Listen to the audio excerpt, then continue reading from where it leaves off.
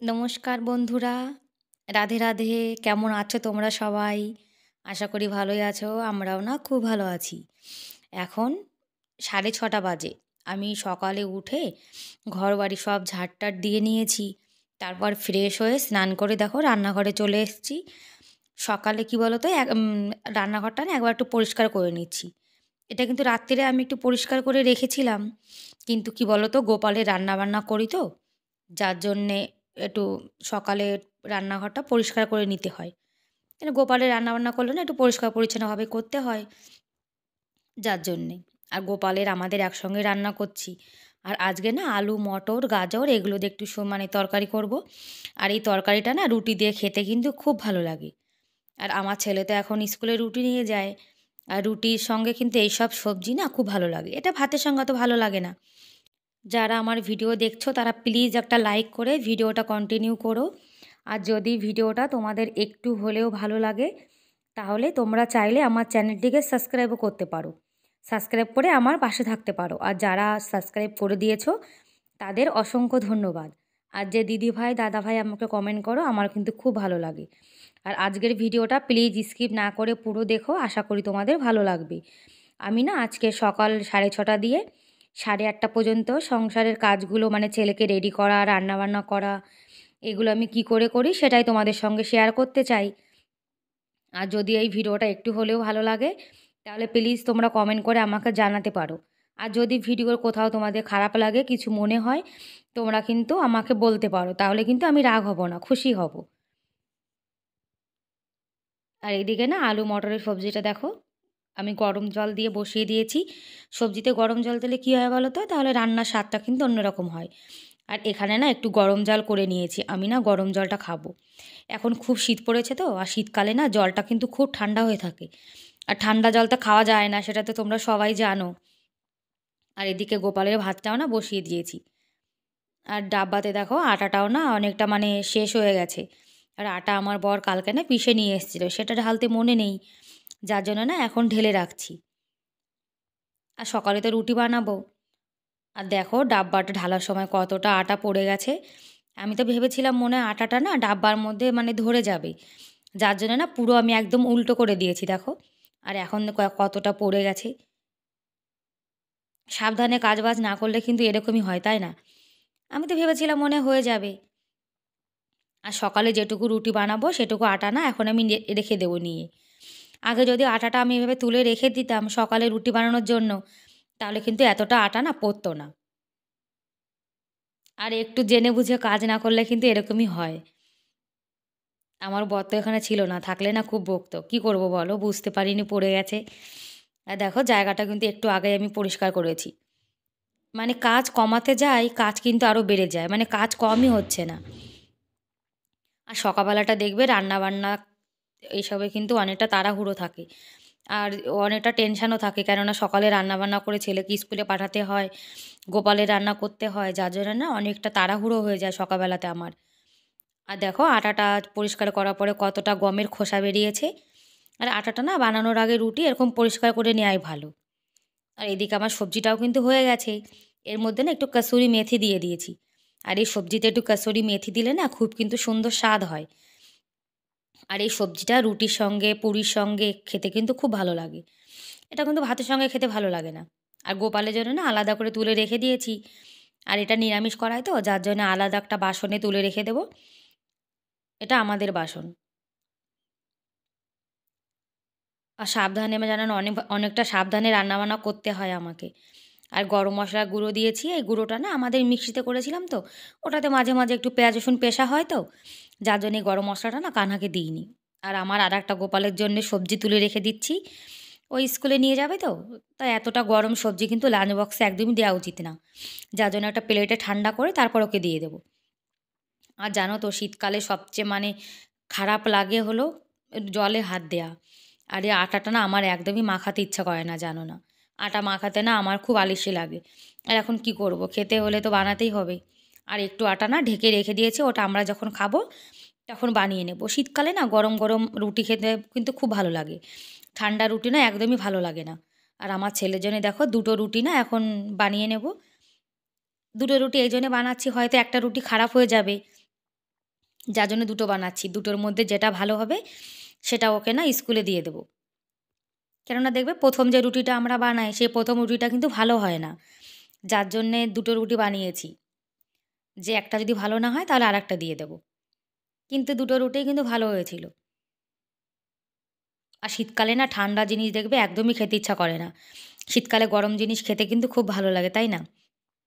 যার জন্যে আমরা যখন খাবো রুটি তখন না গরম গরম বানিয়ে নেব। আর গ্যাসে রুটি বানাতে কষ্ট কিসের বলো? আর রুটি কিন্তু দুখানায় আমার ফুলেছে, আর রুটি যখন ফোলে তখন না আমার খুব ভালো লাগে, আর রুটি না ফুললে আমার একদমই ভালো লাগে না। আর ওদিকে না আমার ছেলে স্নান টান করে রেডি হয়ে গেছে, আর আমার ওইদিকে রুটি বানানো হয়ে গেছে। এখন না আমার ছেলেকে ভাত দিয়ে দেবো। ওই ভাতটা না কালকে রাত্তিরে করেছিলাম, তার থেকে একটু রেখে দিয়েছি, সকালে খেয়ে যাবে। সকালে এই ভাতটা না গরম করে দিয়েছি, আর তরকারিটা গরম রয়েছে, এখন ওকে দিয়ে দেবো। আর আমার ছেলে না ভাতটা মানে হাত দিয়ে মাখিয়ে না খেতে চায় না, ও সবসময় চামচ দিয়ে মাখিয়ে খায়, আর চামচ দিয়ে কিন্তু খায়। আর সেই জন্য না ভাতটা আমি মাখিয়ে দিচ্ছি, আর একটা চামচ দিয়ে দেবো, ও খেয়ে নেবে। চামচ ছাড়া খেতেই চায় না, বলে এখানে লোকে না হাত দিয়ে খায় না, যার জন্য লজ্জা করে। ও সেই জন্য ছোটোবেলা থেকে না চামচ দিয়েই খায়। আর এই রুটিটা না ভালো হয়েছে, একটু ফুলেছে ভালো, যার জন্য একটু ঘি মাখিয়ে দিচ্ছি। ঘি লাগিয়ে দিলে কী হয় বলো তো, রুটিটা না অনেকটা সময় পর্যন্ত না নরম থাকে, সেজন্যে ঘি লাগিয়ে দিই আমি। আর আমাদের এখানে কিন্তু স্কুলে কেউ কিন্তু ভাত নিয়ে যায় না, রুটি নিয়ে যায়, সেই জন্য আমার ছেলেও কিন্তু রুটি নিয়ে যাচ্ছে। আর আমাদের এখানে স্কুলে অনেকটা সময় বাচ্চাদের থাকতে হয় তো, যার জন্য একটু ভারী খাবার খাইয়ে মানে ছেলেকে একটু স্কুলে পাঠাতে চাই। এই ৮টার সময় স্কুলে যাবে, আর কিন্তু দুপুর ৩টের সময় আসবে, যার জন্য না খাবার দাবারটা দিয়ে দিই আমি, যাতে পেট ভরে একটু খেয়ে আসতে পারে।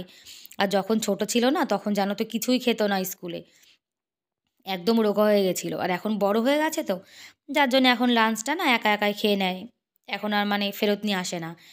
আর রুটি প্যাকিং করা কাগজটা না আমার শেষ হয়ে গেছিলো, যার জন্য টিস্যু পেপারে মুড়ে দিয়ে দিয়েছি। ব্যাস সকালে জানো ছেলেকে রেডি করে স্কুলে পাঠালে না আমার কিন্তু অনেকটা টেনশান চলে যায়। আর দেখো ব্যাগটা কিন্তু এখনও রেডি করে রাখিনি, এত বড় হয়ে গেছে, তা দেখো বইগুলো কিন্তু এলোমেলো করে রেখে দেয়। আর ব্যাগটা জানো না খুব ভারী, আমার ছেলের থেকেও না 10 ডবল ভারী আমার ছেলের স্কুলের ব্যাগটা, খুব ভারী ব্যাগ। আবার দেখো একটা বই নিতে ভুলে গেছে, সেটা আবার বের করে নিচ্ছে দেখো। আমার সোনা রেডি হয়ে চলে গেছে স্কুলে, ওর পাপা নিয়ে গেছে, বাসে তুলে দিয়ে আসবে। আর আমি এখন এই কম্বলটা না তুলে রেখে দেবো, এই কম্বলটা আমার ছেলে একটু বসেছিল তো নিয়ে যাওয়ার জন্য। আর কম্বলটা এত বড়, ভাঁজ করতে কিন্তু খুবই কষ্ট হয়।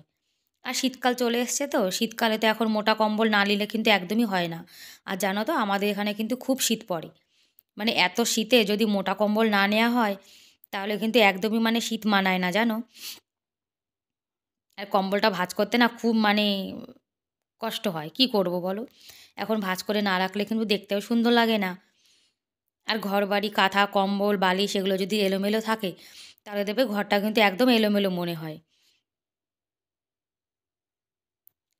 আর বেড এইগুলো যদি পরিষ্কার থাকে তাহলে দেখবে পুরো ঘরটাই কিন্তু পরিষ্কার মনে হয়।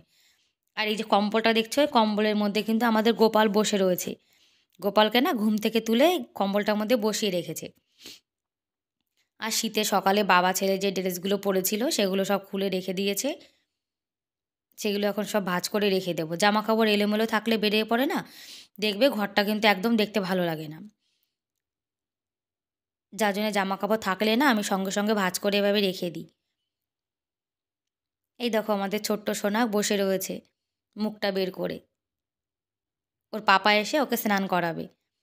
আর গোপালকে না এই বেডের পরে বসিয়ে দেবো, কেন বলো তো, ওই বেড কভারটা না আজকে একটু চেঞ্জ করব, 3-4 দিন হয়ে গেছে, যার জন্য বেড কভারটা চেঞ্জ করবো, তাই গোপালকে না ওই পাশে বসিয়ে দিয়েছি।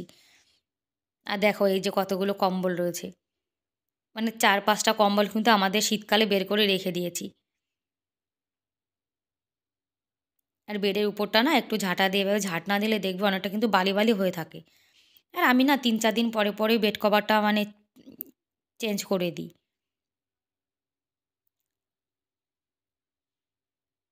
আর ছেলে যখন চলে যায় স্কুলে তখন কিন্তু অনেকটা ফ্রি হয়ে কাজ করা যায়।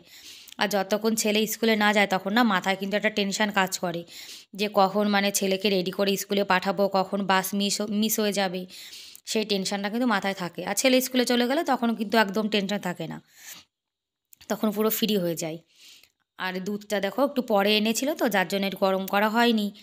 এখন না দুধটা গরম করে নেব। আর ছেলে না স্কুলে আজকে দুধটা খেয়ে যায়নি কিন্তু সকালে। মাঝে মাঝে কিন্তু সকালে আমার ছেলে দুধ একটু খেয়ে যায়। আর দুধে কিন্তু ওরা জল মিলিয়ে দেয়, তাও না আমি একটুখানি জল মিলিয়ে দিয়েছি। আর এক পাশে দুধ বসিয়ে দেবো আর এক পাশে না চা বসাবো। আর জানো তো সকালবেলা কিন্তু লাল চাটা না খেলে আমি যেন কাজে কেমন এনার্জিও পাই না, তোমাদেরকে তো বলেছি।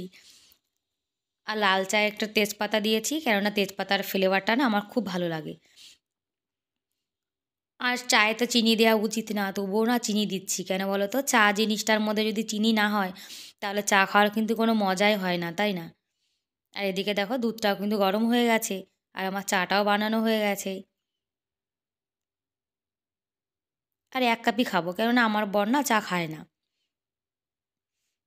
লাল চাও খায় না, দুধ চাও খায় না। ব্যাস আমার চাটা তৈরি হয়ে গেছে। আর শীতকালে গরম গরম চা খাওয়ার মজাই কিন্তু আলাদা।